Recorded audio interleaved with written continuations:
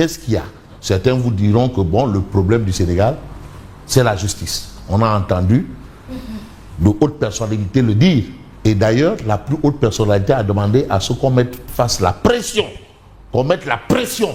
Je n'ai rien inventé. Et ces magistrats sont coupables de quoi? De quoi? D'être des juges, de toutes les façons. Des bons et des mauvais. Ah, comme on a déjà jugé les justiciers.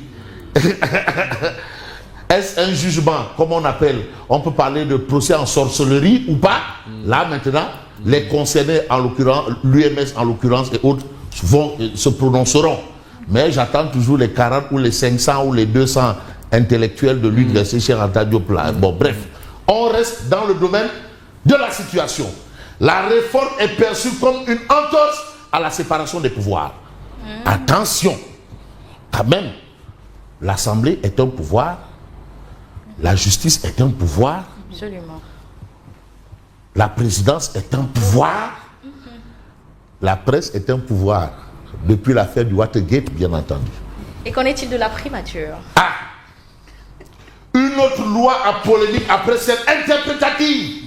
Et la loi interprétative, elle a terminé dans la sauce.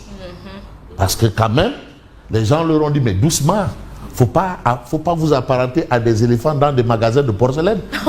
Mais on réfléchit quand même. Qu'est-ce qu'il y a? Les gens avertis, d'ailleurs, Amsatou Sidibé avait demandé quand même que le Conseil constitutionnel soit saisi de l'éventualité de cette disposition de loi interprétative.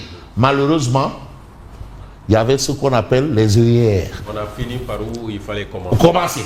Et situation oblige, nous retournons encore vers le Conseil constitutionnel. Alors, le Conseil constitutionnel qui avait déclaré la loi interprétative contraire à la Constitution va encore trancher par rapport à cette disposition que veut introduire l'Assemblée nationale dans la Constitution. L'article 56 du nouveau projet de règlement.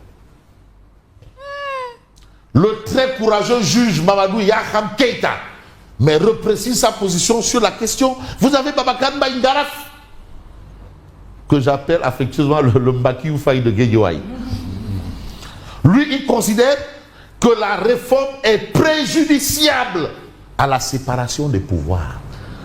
Le défenseur des causes des faibles. Des faibles. Je le surnomme comme ça. Voilà. Lui, il est du côté des faibles. Depuis Mathusalem, les questions des inondations, c'est là où nous avons véritablement connu Ngaraf.